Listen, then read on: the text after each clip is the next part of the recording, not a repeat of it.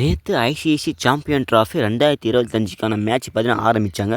அதில் பார்த்தீங்கன்னா பாகிஸ்தானும் நியூசிலாந்தும் பார்த்தீங்கன்னா ஃபஸ்ட்டு மேட்ச் ஆரம்பிச்சு வந்துச்சு. ஸோ அதில் பார்த்தீங்கன்னா நிறைய சம்பவங்கள் நடந்திருக்கு. அதாவது பார்த்தீங்கன்னா 2வது பால்லே பார்த்தீங்கன்னா ஒருத்தவங்களுக்கு காயம் ஏற்பட்டு வெளியே போனாங்க.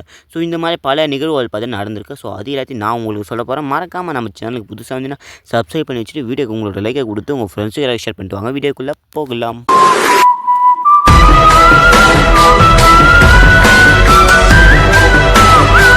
பாகிஸ்தான் நியூசிலாந்துக்கு இடையில் பார்த்தீங்கன்னா டாஸை வின்னது பார்த்தீங்கன்னா பாகிஸ்தான்.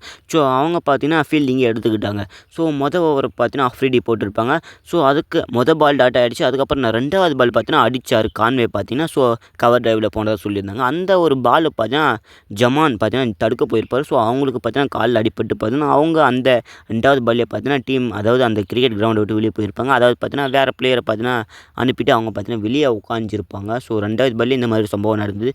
அதாவது பார்த்தீங்கன்னா இந்த ஒரு மேட்ச்சில் பார்த்தீங்கன்னா பாகிஸ்தான் நியூசிலாந்து இடையில் நடந்த மேட்ச்சில் பார்த்தீங்கன்னா நியூசிலாந்து பார்த்தீங்கன்னா அபார வெற்றி செஞ்சுருப்பாங்க.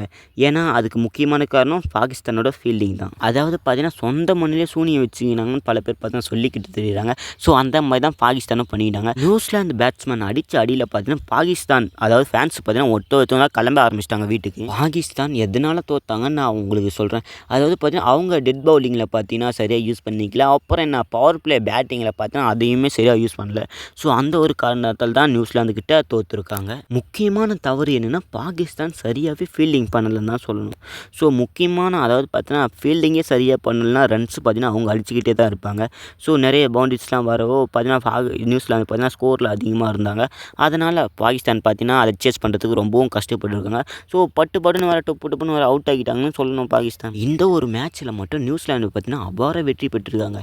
அதாவது பார்த்தீங்கன்னா 60 ரன் வித்தியாசத்தில் பார்த்தீங்கன்னா பாகிஸ்தானை ரொம்பவும் கேவலப்படுத்தி தோக்கடிச்சிருக்காங்க. அதாவது பார்த்தீங்கன்னா அவங்க கிரவுண்ட்லேயே போய் அவங்களே அடிச்சிருக்காங்க நியூசிலாந்து.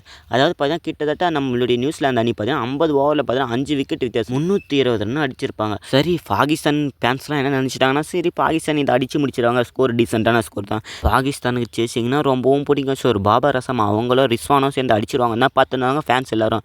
ஆனால் விக்கெட்டு ஒன்று போக சொல்ல பார்த்தீங்கன்னா ஸோ ஃபேன்ஸே கிளம்பி வீட்டுக்கு போக ஆரம்பிச்சிட்டாங்க. அதாவது பார்த்தீங்கன்னா அந்த மேட்ச்சை பார்க்காத அது பாதியிலே பார்த்தீங்கன்னா இறங்கி ஃபேன்ஸ் பார்த்தீங்கன்னா போயிட்டு இருப்பாங்க. சரி அப்போது பாகிஸ்தான் எவ்வளோ ரன்னு தான் அடித்தாங்கன்னு நான் உங்களுக்கு சொல்கிறேன். அதாவது பார்த்தீங்கன்னா 47.5 ஓவருக்கெலாம் பார்த்தீங்கன்னா 260 ரன்னு தான் அடிச்சிருந்தாங்க.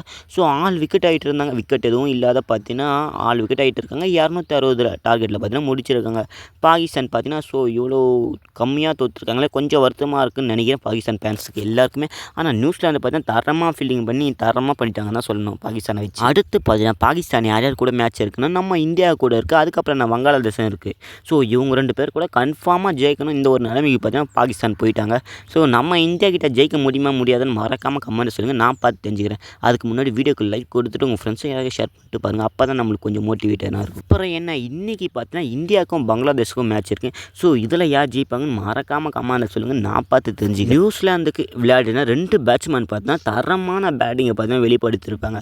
அதாவது பார்த்தீங்கன்னா 2 டபுள் செஞ்சுரி போட்டிருப்பாங்க. ஸோ 2 பேட்ஸ்மேனும் டாம் லேதம் பார்த்தீங்கன்னா செஞ்சுரி போட்டிருப்பாரு. பயங்கரமாக இருந்திருக்கும் அந்த ஒரு செஞ்சுரி பார்க்குறதுக்கு. ஸோ செம ஸ்டைலிஷாக விளையாடிருப்பாங்க டாம் லேதம் அவங்க. அதுக்கப்புறம் நான் இன்னொரு பேட்ஸ்மேன் யார் வில் யங் இவங்க பார்த்தீங்கன்னா ஒரு தரமான செஞ்சுரி போட்டிருப்பாங்க. ஸோ இவங்க 2 பேரும் டாம் லேதமும் வில் யங்கும் பார்த்தீங்கன்னா தரமான செஞ்சுரி போட்டுருக்காங்க. அதுக்கப்புறம் என்ன பிலிப்ஸ் 61 ரன்னு பார்த்தீங்கன்னா அடிச்சிருப்பாங்க. ஆஃப் செஞ்சுரி போட்டுருப்பாங்க. ஸோ இதனால் 50 ஓவர் வித்தியாசத்தில் பார்த்தீங்கன்னா 5 விக்கெட் இதில் 320 ரன் அடிச்சிருப்பாங்க நம்ம நியூசிலாந்து அணி. ஸோ இதுக்கு ஆப்போசிட்டாக இறங்கின பாகிஸ்தான் அணி ரொம்ப கேவலமாக விளையாடிட்டாங்கப்பா. ரிஸ்வானும் சரியாக விளையாடலை, பாபர் அசமும் சரியாக விளையாடல. ரொம்பவும் அதாவது பார்த்தீங்கன்னா படுதோல்வி அடைஞ்சிருக்காங்க நம்மளுடைய பாகிஸ்தான் அணி. பாகிஸ்தானுக்கு களமிறங்கிய ரிஸ்வான் பார்த்தீங்கன்னா 3 ரன்னுக்குலாம் அவுட் ஆகிட்டு இருப்பாங்க. ஸோ சமன் 24 ரன்னு பார்த்தீங்கன்னா அவுட் ஆகிட்டு இருப்பாங்க. அதுக்கப்புறம் என்ன பாபர் அசமும் சல்மான் இவங்க 2 பேரும் பார்த்தீங்கன்னா ஜோடி சேர்ந்து பார்த்தீங்கன்னா 42 ரன்னு பார்த்தீங்கன்னா அடிச்சிருப்பாங்க. அதுக்கப்புறம் நான் வந்து போகிற பேட்ஸ்மேன் எல்லாம் 1 ரன்னுக்கு 2 ரன்னுக்குலாம் அவுட் ஆகிட்டு போயிருந்தாங்க. ஸோ ரொம்பவும் ஸ்கோர் ஏறாமல் லோ லெவலில் இருந்தது. அதுக்கப்புறம் நான் இந்த ஒரு மேட்சை பார்த்தா நியூசிலாந்து ஈஸியாக முடிச்சிட்டாங்கன்னு தான் சொல்லணும். ஒரு வீடியோ பிடிச்சா மறக்காமல் லைக் கொடுத்துட்டு உங்கள் ஃப்ரெண்ட்ஸுக்கு ஷேர் பண்ணிட்டு சந்துரு டாக்ஸை மறக்காமல் சப்ஸ்கிரைப் பண்ணி வச்சுங்க. அப்போ தான் இந்த மாதிரி 1 இல்லைனா 2 இன்ட்ரெஸ்டிங்கான கான்வர்சேஷனை ஈஸியாக தெரிஞ்சிக்க முடியும்.